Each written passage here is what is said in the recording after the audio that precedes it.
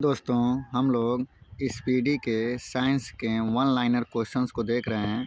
इससे पहले 13 video speedy के डाल दिए गए हैं, जिसमें सिर्फ वन लाइनर के क्वेश्चन से मिलेंगे, जिसमें फिजिक्स, केमिस्ट्री और बायोलॉजी तीनों को एक साथ में मेंशन किया गया है। और ये ऐसे क्वेश्चंस हैं जो आरआरबी के किसी न किसी एग्ज़ाम में आए हुए क्वेश्चंस हैं, तो यहाँ से क्वेश्चंस पूछा जा सकता है। तो अभी देखिए 13 वीडियो आपके यूट्यूब चैनल पे डाल दिए गए हैं। तो अगर आप लोगों को पीछे का वीडियो देखना होगा तो आप चाहेंगे तो यूट्यूब चैनल पे जाके इन सभी क्वेश्चंस को आप जो भी ऊपर दिखाई दे रहा है, इन सभी क्वेश्चंस को आप देख सकते हैं। अभी हम 14 नंबर का वीडियो स्टार्ट कर रहे हैं, जिसका क्वेश्चन हमारा यहाँ से स्टार्ट होगा। ये क्वेश्चन पूछा गया है ग्रुप डी परीक्षा में 2018 में फर्स्ट शिफ्ट में। हाँ, तो 18 के ग्रुप डी के फर्स्ट शिफ्ट में क्वेश्चन पूछे गए हैं। अब नेक्स्ट क्वेश्चन देखते हैं कैसे कैसे क्वेश्चन पूछे गए 2018 के फर्स्ट शिफ्ट में। तो लैंगिक प्रजनन के दौरान जब दो अलग अलग जीवाणु कोशिकाएं संयोजित होती हैं तो वे का निर्माण करती हैं। किसका निर्माण करती हैं? तो युग्मज का निर्माण करती हैं। युग्मज का निर्माण करती हैं। थोड़ा गलत क्वेश्चन लिखा हुआ है, तो युग्मज याद रखिएगा। नेक्स्ट क्वेश्चन, उस प्रक्रिया का नाम क्या है जिसमें द्वारा कोई धातु अपने आसपास उपस्थित नमी, एसिड इत्यादि को प्रभावित करती है? तो संक्षारण, जंग लगने का ये प्रक्रिया का नाम है। बल और विस्थापन के गुणनफल कहलाते हैं। तो बल और विस्थापन के गुणनफल को हम कार्य कहते हैं। बल और विस्थापन के गुणनफल को हम कार्य कहते हैं।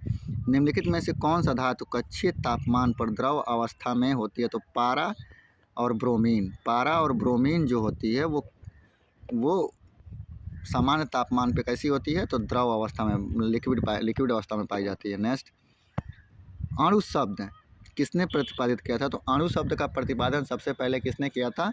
तो डेमोक्रिटस ने सबसे पहले अणु शब्द का प्रतिपादन डेमोक्रिटस ने किया था। नेक्स्ट, कौन सा तत्व मेंडलीव आवर्त सारणी में एक निश्चित स्थान नहीं पा सका? तो हाइड्रोजन नामक तत्व जो था वह मेंडलीव की आवर्त सारणी में एक निश्चित स्थान प्राप्त नहीं कर सका।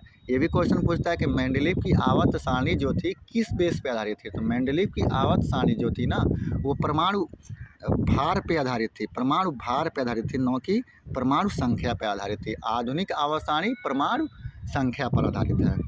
नेक्स्ट क्वेश्चन, शक्ति को किस रूप में व्याख्यायित किया जाता है? तो कार्य करने की दर अथवा ऊर्जा स्थानांतरण की दर को हम क्या कहते हैं? शक्ति कहते हैं। नेक्स्ट, टंगस्टन का गलनांक कितना होता है? तो 3422 डिग्री सेंटीग्रेड। टंगस्टन का गलनांक 3422 डिग्री सेंटीग्रेड होता है। इंपॉर्टेंट है। नेक्स्ट, कापर के एक अणु में कितने परमाणु होते हैं? तो कापर के एक अणु में कितने परमाणु होते हैं? तो एवोगाड्रो संख्या के बराबर परमाणु होते हैं। और एवोगाड्रो संख्या की वैल्यू कितनी होती है? तो 6.023 × 10⁻23 होती है। यानी कि कापर के एक अणु में कितने परमाणु होते हैं? तो 6.023 × 10⁻23 या 22 भी बोल सकता है। तो आपके अकॉर्डिंग है, 22 भी बोल दीजिए या 23 बोल दीजिए, दोनों वैल्यू सही है। नेक्स्ट क्वेश्चन, ऑक्टेन का न्यूलैंड सिद्धांत केवल तक लागू होता है? तो कैल्शियम तक ही लागू होता है। ऑक्टेन का न्यूलैंड सिद्धांत जो होता है वो केवल कैल्शियम तक ही लागू होता है, कैल्शियम के आगे लागू नहीं होता है। नेक्स्ट, मुक्त रूप से गिरना केवल संभव है, निर्वात में ही आप मुक्त रूप से गिर सकते हैं और कहीं पर नहीं। यांत्रिक ऊर्जा होती है, किसी वस्तु की गतिज और स्थितिज ऊर्जा का योग ही यांत्रिक ऊर्जा कहलाती है। नेक्स्ट, ऊपर की तरफ बढ़ते हैं। प्रोटीन संश्लेषण में क्षार इन्वेंट से एक का निर्माण होता है। किसका निर्माण होता है? mRNA प्रति का निर्माण होता है क्षार इन्वेंट से। जिन पदार्थों की गंध अम्लीय या क्षारीय माध्यम में बदल जाती है उन्हें कहा जाता है? तो घ्राण ऑल्फैक्टरी सूचक, घ्राण ऑल्फैक्टरी सूचक कहा जाता है। जिनकी गंध अम्लीय या क्षारीय रूप में बदल जाती है उन्हें क्या कहते हैं? तो घ्राण ऑल्फैक्टरी सूचक कहते हैं, फैक्टरी सूचक। जब एक धातु पानी के साथ अभिक्रिया करती है तो इनमें कौन सी गैस निकलती है? तो हाइड्रोजन नामक गैस निकलती है जब कोई धातु पानी के साथ प्रक्रिया करेगी। तो किसी समान समूह में मौजूद तत्वों का एक समान होता है संयोजी इलेक्ट्रॉनों की संख्या। समान समूह में तत्व अगर कोई है तो उनके संयोजी इलेक्ट्रॉनों की संख्या भी क्या होगी? समान ही होगी। नेक्स्ट, जब प्रकाश की किरण सघन माध्यम से विरल माध्यम में जाती है तो किरण की गति बढ़ जाती है और अविलंब से दूर झुक जाती है। मतलब एक माध्यम से दूसरी माध्यम में अगर प्रकाश जाएगी तो अविलंब की ओर झुक जाएगी और उसकी गति क्या हो जाएगी, बढ़ जाएगी। नेक्स्ट, खाली स्थान का प्रयोग कारों में पेट्रोल के साथ ईंधन के रूप में किया जाता है। एथेनॉल का प्रयोग कारों में पेट्रोल के साथ किया जाता है। कणों की गतिज ऊर्जा में अधिकतम होती है प्लाज्मा। कणों की गतिज ऊर्जा प्लाज्मा में सबसे अधिकतम होती है। कणों की गतिज ऊर्जा जो होती है वो प्लाज्मा में सबसे अधिक होती है, इम्पॉर्टेंट है। नेक्स्ट, गढ़माला ग्वाइटर की कमी के कारण होता है। तो गढ़माला ग्वाइटर की कमी से गढ़माला ग्वाइटर आयोडीन की कमी से होता है। मतलब गढ़माला ग्वाइटर ये एक नामक रोग है। अब ये रोग किसकी कमी से होता है, तो ये रोग आयोडीन की कमी से होता है। नेक्स्ट, आसमान की ओर फेंका गया पत्थर पृथ्वी की ओर वापस क्यों आ जाता है? एक बल होता है जो इसे भूमि की ओर खींचता है, उस बल का क्या नाम है? गुरुत्वाकर्षण बल। नेक्स्ट, कौन सा ऊतक पौधों के प्रकाश संश्लेषण हिस्से को सामग्री के परिवहन में मदद करता है? तो फ्लोएम। फ्लोएम के द्वारा जो होता है प्रकाश संश्लेषण में जो चीज़ें बनती हैं उन्हें प्रमुख अंगों तक, पेड़ के प्रमुख अंगों तक पहुंचाया जाता है। किसके द्वारा? फ्लोएम के द्वारा। नेक्स्ट, एक कार उच्च गति से चल रही है, यह किस ऊर्जा से युक्त होती है? तो यह गतिज ऊर्जा से युक्त होती है। तापमान केल्विन पैमाने से सेल्सियस पैमाने में बदलने के लिए क्या करना होता है? तो दिए गए तापमान में से 273 घटाना होता है। यानी कि केल्विन पैमाने से हम सेल्सियस पैमाने में बदलना चाहें तो जितना भी तापमान दिया हुआ है उसमें हम क्या करेंगे, 273 से घटा देंगे, वो हमारा चीज़ें आ जाएंगे। नेक्स्ट, सोल्डर मृत धातु है किसका? टिन और सीसा का मृत धातु है। पीबी और एसएन का मृत धातु है सीसा। ये पीबी जो होता है सीसा होता है, एसएन जो होता है वो टिन होता है। एक पौधे के बीच में आगामी पौधा के रूप में होता है, तो भ्रूण के रूप में होता है। एक पौधे के बीच में आगामी पौधा भ्रूण के रूप में होता है। नेक्स्ट, माता पिता से संतान में शारीरिक या मानसिक गुणों के संचरण को कहा जाता है। तो संचरण को क्या कहा जाता है? आनुवंशिकता कहा जाता है।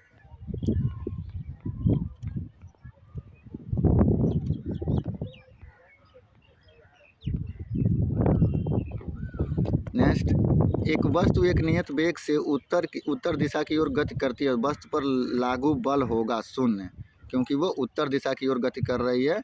और लागू बल क्या होगा? तो शून्य होगा। याद रखिएगा, काफ़ी इंपॉर्टेंट है। अगर कोई वस्तु नियत वेग से उत्तर दिशा की ओर गति कर रही है तो लागू बल क्या हो जाएगा? शून्य हो जाएगा। नेक्स्ट, किसी वस्तु के मुक्त रूप से गिरने के दौरान कौन सी ऊर्जा इसके रास्ते में किसी एक बिंदु पर बढ़ जाती है? तो गतिज ऊर्जा मुक्त रूप से गिरने पर किसी एक बिंदु पर गतिज ऊर्जा क्या हो जाती है? बढ़ जाती है। नेक्स्ट, ग्रुप डी में ही है, 18 में ही, थर्ड शिफ्ट में। परमाणु संलयन प्रक्रियाएं स्वचालित रूप से होती हैं, किसमें होती हैं? तो सूर्य में स्वचालित रूप से परमाणु संलयन प्रक्रिया होती है, सूर्य के अंदर। नेक्स्ट, प्रजनन की प्रक्रिया के दौरान उत्पन्न होने वाले विभिन्नताएं हो सकती हैं, वंशागत विविधताएं हो सकती हैं। प्रजनन के दौरान वंशागत विविधताएं हो सकती हैं, भिन्नताएं हो सकती हैं। अमोनिया में नाइट्रोजन की संयोजकता कितनी होती है? अमोनिया में नाइट्रोजन की संयोजकता 3 होती है। अमोनिया में नाइट्रोजन की संयोजकता 3 होती है, NH3। नेक्स्ट, किसी वस्तु की गतिज ऊर्जा और स्थितिज ऊर्जा को एक साथ क्या कहा जाता है? तो एक साथ यांत्रिक ऊर्जा कहा जाता है। नेक्स्ट, जब सिल्वर क्लोराइड को सूर्य के प्रकाश में रखा जाता है तो यह किसके बनने के कारण भूरे रंग का हो जाता है? तो सिल्वर धातु बनने के कारण ये क्या होता है? भूरे रंग का हो जाता है। सिल्वर क्लोराइड को धूप में रखने से सिल्वर धातु तैयार हो जाती है भूरे रंग के निर्माण में।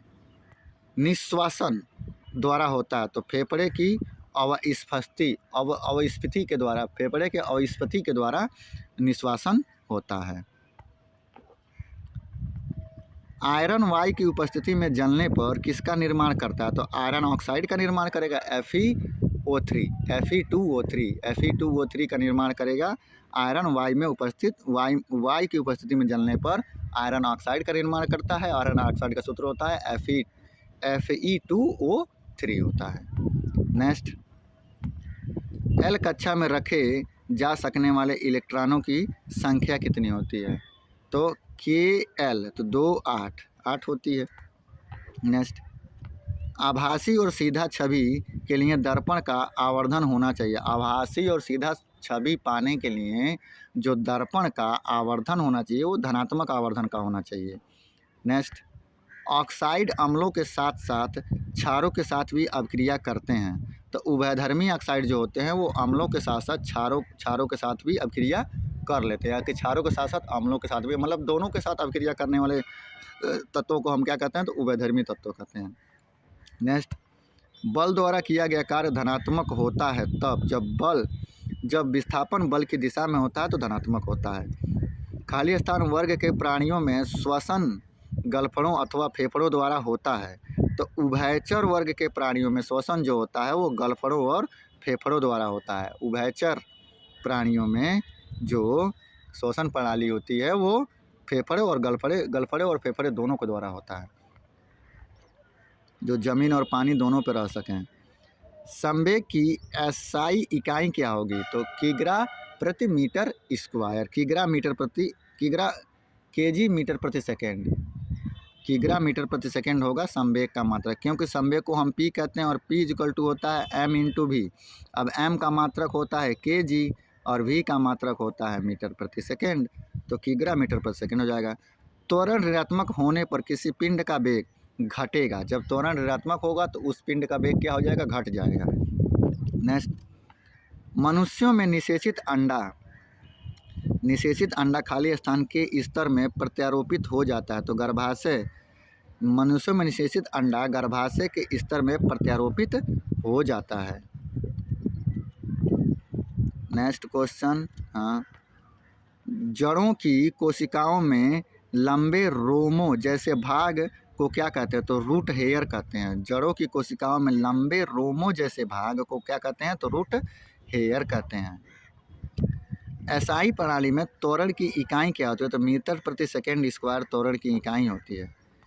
निम्न में से कौन सा अम्ल पानी में घुलने पर प्लस हाइड्रोजन प्लस आयन प्रदान करता है, तो एसिटिक अम्ल जो होता है वो पानी में घुलने पर हाइड्रोजन प्लस आयन्स प्रदान करता है।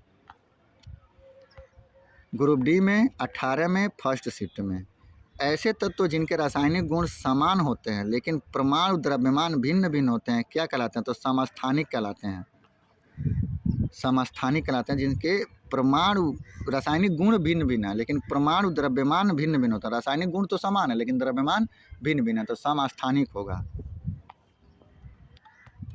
लिटमस विलयन से निष्कासित किया जाता है, तो लिटमस विलयन से लाइकेन निष्कासित किया जाता है। नेक्स्ट, खाली स्थान तरल अवस्था में पाई जाने वाली अधातु है, तो ब्रोमीन जो है वो तरल अवस्था में पाई जाने वाली अधातु है।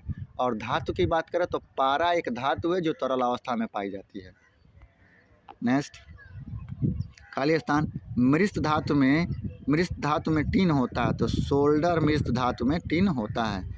25 डिग्री सेंटीग्रेड पर हवा में ध्वनि की गति होती है, तो 346 मीटर प्रति सेकेंड होती है। 25 डिग्री सेंटीग्रेड अगर हवा गर्म है तो जो हमारी ध्वनि होगी वो 346 मीटर प्रति सेकेंड की गति उसमें उसके अंदर ध्वनि के अंदर होगी। गुरुत्वीय स्थिरांक जी की इकाई क्या है, तो जी की इकाई क्या है, newton metre square upon kg square, newton metre square upon kg square. पौधों में फ्लोएम के परिवहन के लिए उत्तरदायित्व हो, तो भोजन के परिवहन के लिए कौन उत्तरदायित्व हो, तो पौधों में भोजन के परिवहन के लिए उत्तरदायित्व कौन है, तो फ्लोएम है। नेक्स्ट, हाइड्रोकार्बन के पूर्ण दहन के परिमाण स्वरूप क्या प्राप्त होता है, तो हाइड्रोकार्बन के पूर्ण दहन के परिमाण स्वरूप कार्बन डाइऑक्साइड और पानी प्राप्त होता है। हाइड्रोकार्बन के पूर्ण दहन के परिमाण स्वरूप कार्बन डाइऑक्साइड और पानी प्राप्त होता है, CO2 + H2O प्राप्त होता है। नेक्स्ट, मुक्त रूप से गिरने के दौरान पिंड किस स्थिति में होता है, तो मुक्त रूप से गिरने के दौरान पिंड भारहीनता की स्थिति में होता है, मतलब भार के कोई अनुभव उसमें नहीं होता है। नेक्स्ट, भ्रूण के लिए भोजन संग्रहित करने वाली कोशिकाओं को कहा जाता है, तो मादा युग्मक कहा जाता है जो भ्रूण के लिए भोजन संग्रहित करते हैं। स्क्लेरेन काइमा में कोशिका भित्ति के कारण मोटी होती है। तो लिंगनन जो होती है स्क्लेरेनकाइमा के कारण मोटी होती है। स्क्लेरेनकाइमा के कारण ये होता है जो पौधों के बाहरी जो त्वचा होती है वो कठोर होती है, तो स्क्लेरेनकाइमा के कारण ही होती है। कोशिका भित्ति के कारण कोशिका भित्ति लिग्निन के कारण मोटी होती है स्क्लेरेनकाइमा में। नेक्स्ट, मेंडलीव की आवर्त सारणी में क्षैतिज स्तंभों को क्या कहा जाता है? तो क्षैतिज स्तंभों को, जो इस तरीके से स्तंभ होंगे, नहीं क्षैतिज तो हाँ क्षैतिज ठीक है, स्तंभों को क्या कहा जाता है? तो इसको आवर्त कहा जाता है, आवर्त कहा जाता है। नेक्स्ट, ध्वनि संचरण के समय माध्यम के कणों के उच्च घनत्व का क्षेत्र क्या कहलाता है? तो संपीड़न कहलाता है। माध्यम के कणों के उच्च घनत्व का क्षेत्र क्या कहलाता है? तो संपीड़न कहलाता है। नेक्स्ट, वही ग्रुप डी में सेकेंड शिफ्ट में, घर्षण द्वारा किए गए कार्य का क्षय नहीं होता, बल्कि वह खालिस्तान ऊर्जा के रूप में परिवर्तित हो जाता है। तो किस ऊर्जा के रूप में परिवर्तित हो जाता है घर्षण द्वारा किया गया कार्य? तो तापीय ऊर्जा के रूप में परिवर्तित हो जाता है। नेक्स्ट, एक वस्तु को लंबवत रूप से ऊपर की ओर फेंका जाता है, उसके ऊपर उठने के दौरान स्थितिज ऊर्जा और गतिज ऊर्जा होती है। तो स्थितिज ऊर्जा बढ़ती है और गतिज ऊर्जा घटती है, लेकिन अगर वही पिंड नीचे आता है तो स्थितिज ऊर्जा घटेगी और गतिज ऊर्जा बढ़ेगी, लेकिन यहाँ पे स्थितिज ऊर्जा बढ़ेगी और गतिज ऊर्जा घटेगी। नेक्स्ट, ध्वनि तरंग की आवृत्ति मापने की इकाई क्या है? तो हर्ट्ज है। नेक्स्ट, किसी वस्तु को गोलाकार दर्पण के वक्रता केंद्र में रखे जाने पर उस अवतल दर्पण द्वारा निर्मित प्रतिबिंब की स्थिति क्या होगी? तो वक्रता केंद्र पर ही होगी। वक्रता केंद्र पर बना प्रतिबिंब, वक्रता केंद्र पर रखी वस्तु का प्रतिबिंब वक्रता केंद्र पर ही बनता है। नेक्स्ट, चौथे आवर्त और दूसरे समूह में मौजूद तत्व कौन सा है? तो चौथी आवर्त और दूसरे समूह में मौजूद तत्व कौन सा है? कैल्शियम है, काफ़ी इंपॉर्टेंट है। और आवर्त सारणी आप ज़रूर पढ़ के एग्ज़ाम में बैठिएगा, बिना आवर्त सारणी पढ़े हुए एग्जामिनेशन में बैठने की कोई ज़रूरत नहीं है। देखिए, अगर आप पढ़िए, टॉपिक को पढ़ के, सभी टॉपिक को पढ़ के आप एग्ज़ाम में बैठिए, अच्छी बात है। बिना पढ़े हुए एग्ज़ाम में बैठने की कोई ज़रूरत नहीं है। झूठे भीड़ लगाने से क्या फ़ायदा होगा, मेरा ये मानना है। लेकिन आप जो चाहें वो मान सकते हैं, जो चाहें वो कर सकते हैं, क्योंकि आप लोगों ने तो फॉर्म भरा होगा ना, 400-500 रुपया दिया होगा। पेपर देने भी जाएंगे तो 1000-2000 रुपये का नुकसान जाएगा। तो देख लीजिएगा अपने हिसाब से। मैं ये नहीं कहूँगा कि कोई पेपर देने जाए या नहीं जाए, लेकिन पेपर तभी दीजिए जब आपको चीज़ें तैयार हों। चलिए अपने अगले क्वेश्चन पे आते हैं। किसी व्यक्ति द्वारा किसका घोल लेने से एसिडिटी ठीक हो जाता है? तो बेकिंग सोडा का घोल लेने से एसिडिटी क्या होता है? ठीक हो जाता है। बेकिंग सोडा,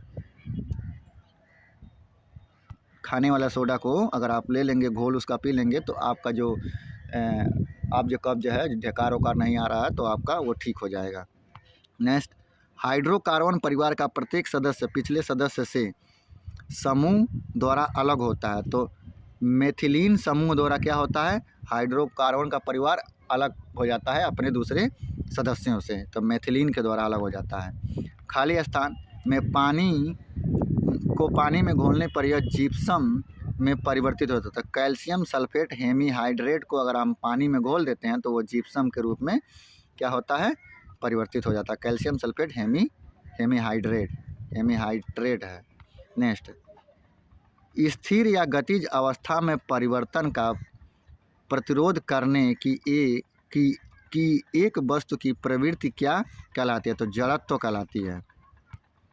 नेक्स्ट, विद्युत ऊर्जा की वाणिज्यिक इकाई क्या है? तो किलोवाट घंटा है। कौन सा पौधा कायिका प्रवर्धन द्वारा नहीं बढ़ता? तो पपीता जो होता है वो कायिका प्रवर्धन द्वारा नहीं बढ़ता है।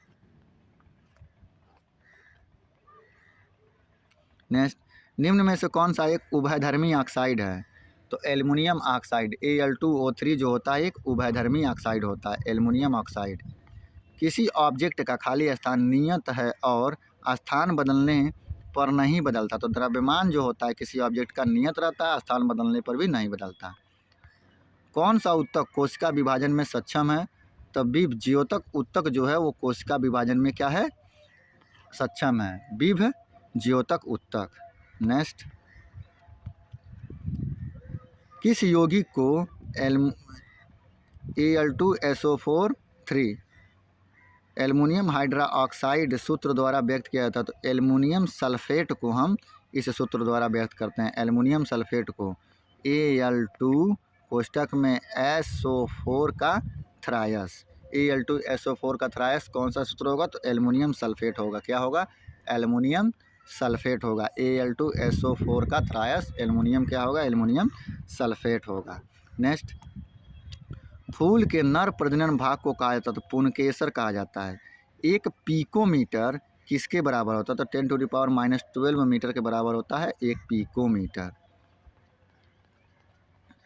नेक्स्ट, जब किसी प्रतिरक्षा बल F को विपरीत दिशा में लगाया जाता है तो दोनों दिशाओं के बीच का कोण होगा 180 डिग्री।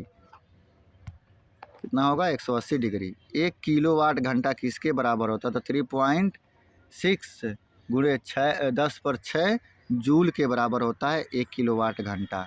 3.6 गुणे 10⁻6 जूल के बराबर होता है वह 1 किलोवाट। नेक्स्ट, अलग अलग प्रतिध्वनियों को सुनने के लिए ध्वनि के स्रोतों से अवरोध की न्यूनतम दूरी कितनी होनी चाहिए? 17 सेंटीमीटर होनी चाहिए। अवरोध की दूरी जहाँ से ध्वनि, मान लीजिए यहाँ से ध्वनि सुनाई दे रही है तो यहाँ से 70 सेंटीमीटर कोई अवरोध की स्थिति लगा दिए तो अलग अलग प्रतिध्वनियाँ आपको सुनाई देंगी। पौधे खाली स्थान द्वारा अतिरिक्त जल से छुटकारा पा सकते हैं? तो वाष्पो उत्सर्जन के द्वारा। पौधे वाष्पोत्सर्जन द्वारा अतिरिक्त जल से क्या पा सकते हैं? छुटकारा पा सकते हैं। पृथ्वी का द्रव्यमान लगभग में कितना आता है? पृथ्वी का द्रव्यमान 6 × 10⁻24 kg है। 6 × 10⁻24 kg है। 6 × 10⁻24 kg जो है ये किसका द्रव्यमान है? तो ये पृथ्वी का द्रव्यमान है। नेक्स्ट, एक दोहरे अपघटन प्रक्रिया के दौरान अभिकारकों के बीच क्या आदान प्रदान किया जाता है? तो आयन्स आदान प्रदान किया जाता है दोहरे प्रक्रिया के दौरान, आयन्स और इलेक्ट्रॉन्स। तो दोहरी अपघटन प्रक्रिया बोलते हैं ना, तो अपघटन प्रक्रिया में आयन्स, लेकिन अगर वही दोहरी प्रक्रिया बोलते तो इसमें इलेक्ट्रॉन्स की बात आ जाती। नेक्स्ट, जीवाश्म ईंधन जलने पर मुक्त कार्बन, नाइट्रोजन और सल्फर के ऑक्साइड क्या कहलाते हैं? तो अम्लीय ऑक्साइड कहलाते हैं।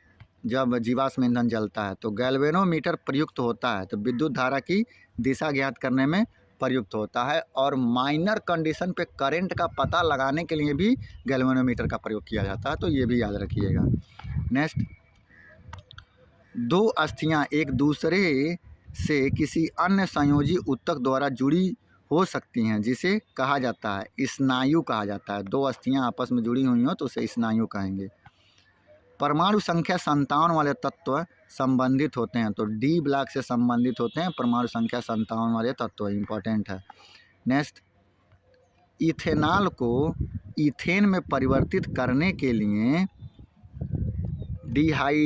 डिहाइड्रेटिंग एजेंट के रूप में किसका प्रयोग किया जाता है? तो सांद्र सल्फ्यूरिक अम्ल का प्रयोग किया जाता है इथेनॉल को ईथेन में बदलने के लिए। किसका प्रयोग किया जाता है? सांद्र सल्फ्यूरिक अम्ल का प्रयोग किया जाता है।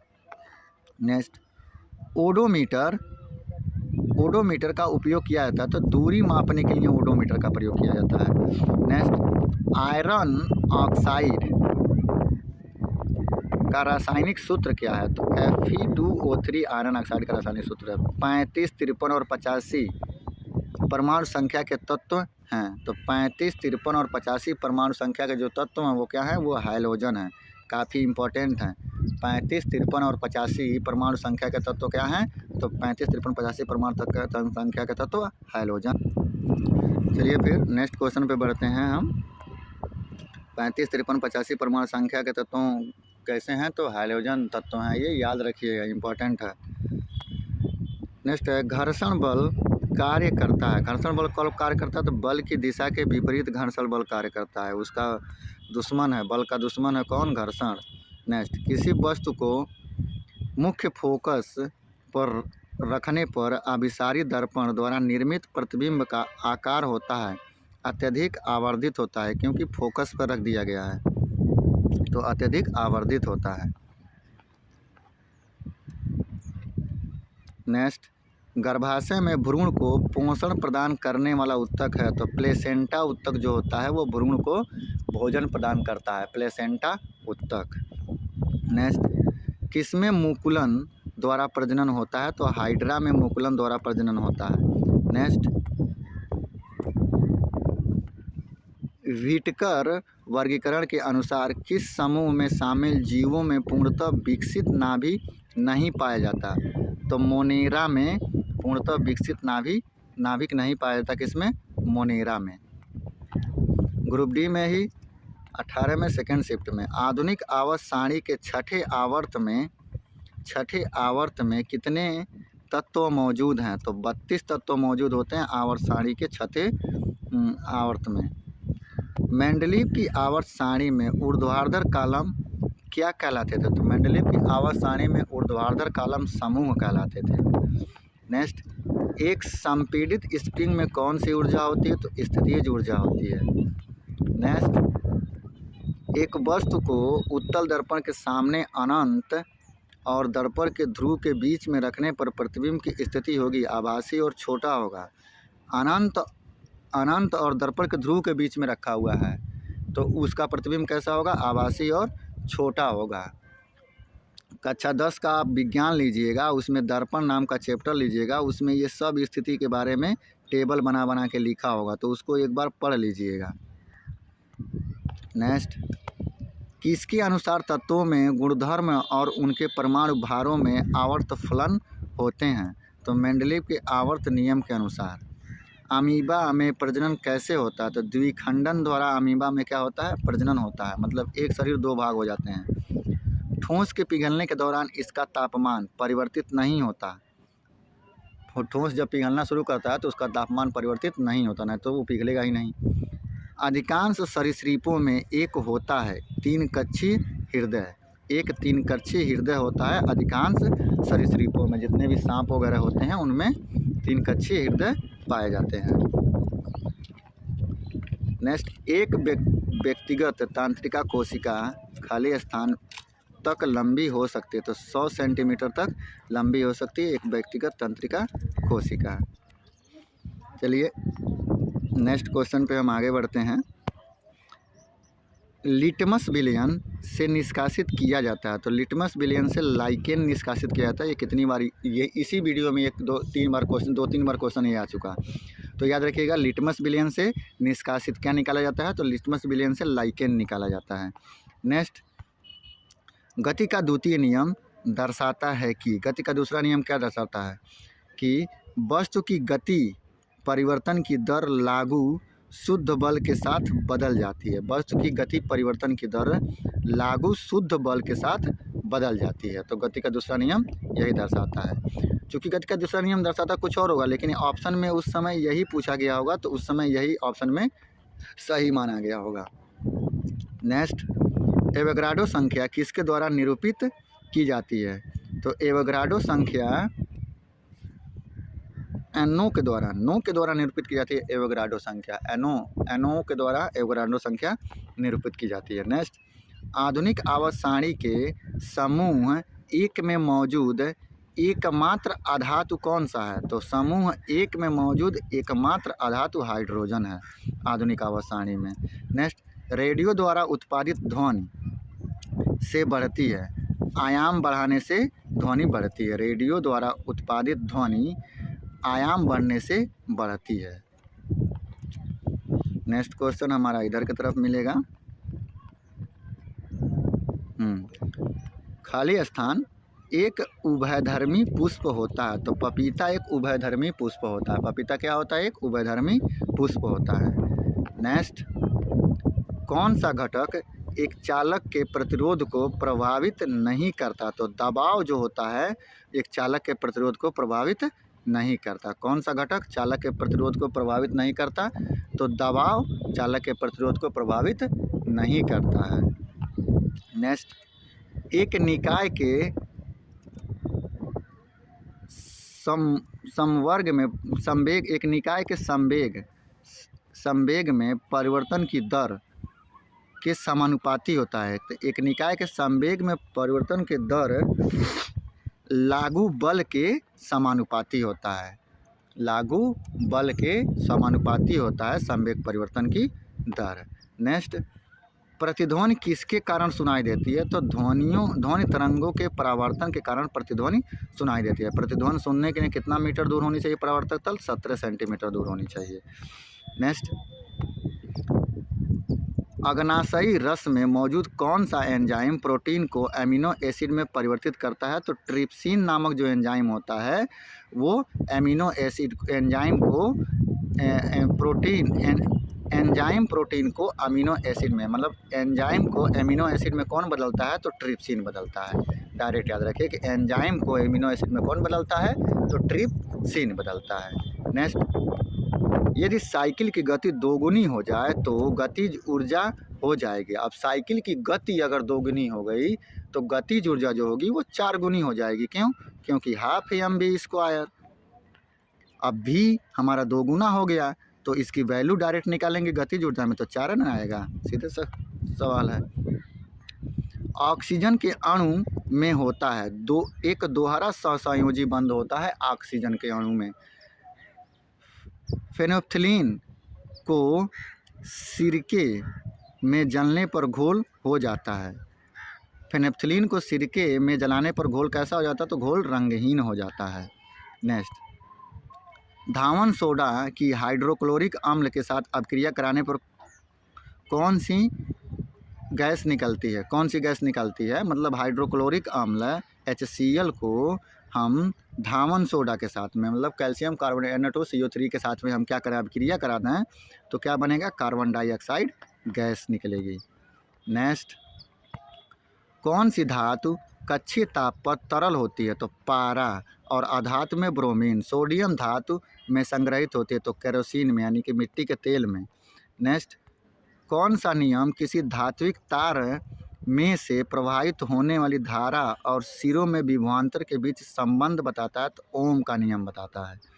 नेक्स्ट, जब प्रकाश किसी चमकीली सतह पर आपतित होती है तो परावर्तन की घटना घटित होती है। तो नियमित परावर्तन की घटना घटित होती है जब कोई चिकनी सतह पे प्रकाश की किरण पड़ेगी तो। नेक्स्ट, टेट्स में कौन सा हार्मोन्स मुक्त किया जाता है? तो टेस्टोस्टेरोन नामक हार्मोन्स टेस्ट में मुक्त किया जाता है। टेस्टोस्टेरोन नामक हार्मोन्स।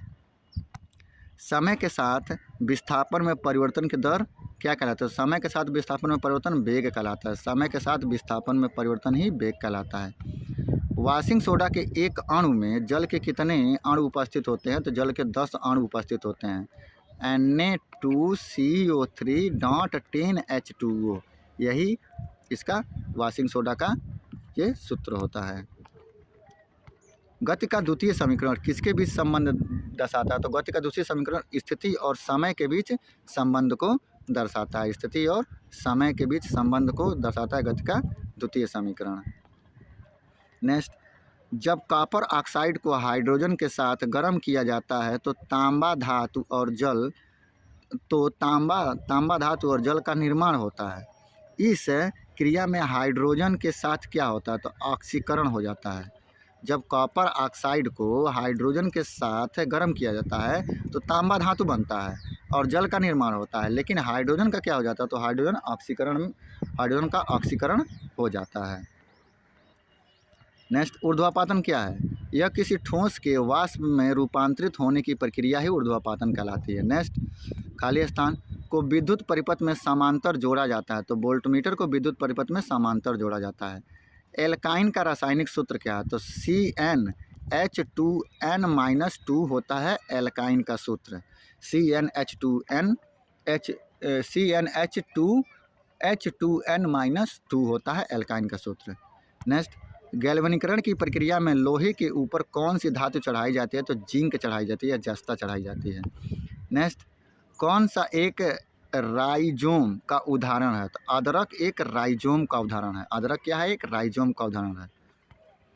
किसी तंत्रिका कोशिका के अक्षांशीय सिरे और दूसरी तंत्रिका कोशिका के दुश्मन के बीच की संधि को क्या कहते हैं? तो सिनेप्सी कहते हैं। सिनेप्सी कहते हैं, इंपॉर्टेंट है। किसी तंत्रिका कोशिका के अक्षांशीय सिरे और दूसरी तंत्रिका कोशिका के दुश्मन के बीच की संधि को क्या कहते हैं? तो सिनेप्स कहते हैं। क्या कहते हैं? सिनेप्स कहते हैं। नेक्स्ट, धातु के तार का प्रतिरोध होता है, इसकी लंबाई के समानुपाती और अनुप्रस्थ काट क्षेत्रफल के व्युत्क्रमानुपाती होता है धातु तार का प्रतिरोध।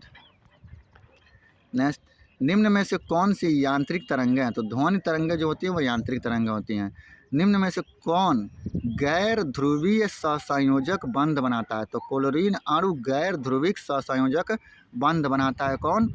क्लोरीन अणु। क्लोरीन अणु गैर ध्रुवीय सहसंयोजक बंध बनाता है। बल की इकाई क्या है? तो बल की इकाई न्यूटन होती है।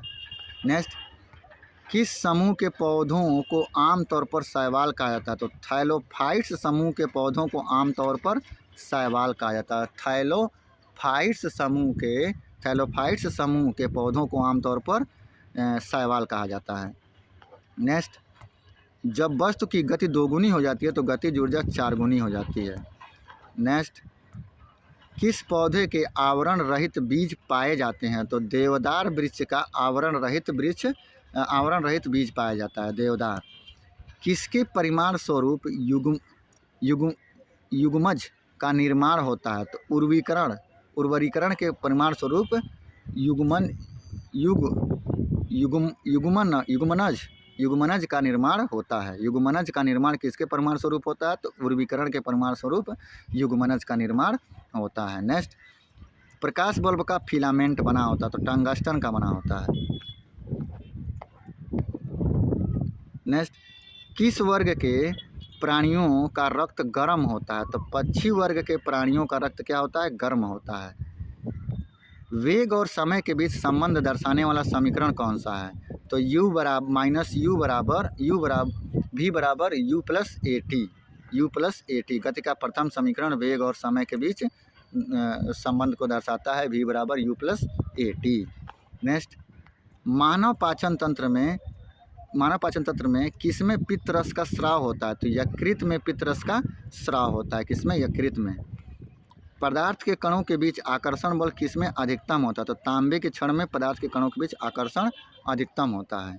नेक्स्ट, धातु कर्म एक प्रक्रिया है तो अयस्क से धातुओं को निकालने की प्रक्रिया ही क्या कहलाता है? धातु कर्म कहलाता है। अयस्क से धातुओं को निकालने की प्रक्रिया।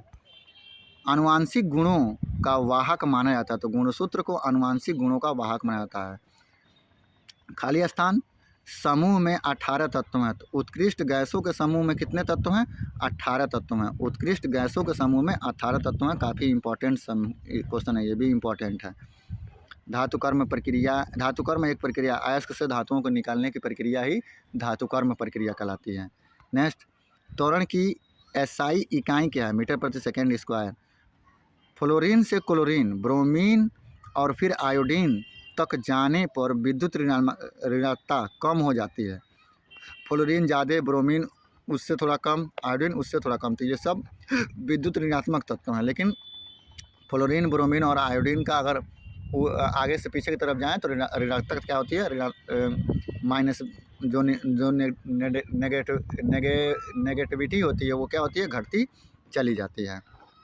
नेक्स्ट, गैल्वेनोमीटर का उपयोग किया जाता है धारा की दिशा का पता लगाने के लिए। जंग का रासायनिक सूत्र क्या है? तो जंग का रासायनिक सूत्र Fe2O3 क्रॉस H2O होता है। तो जंग का रासायनिक सूत्र यही होता है।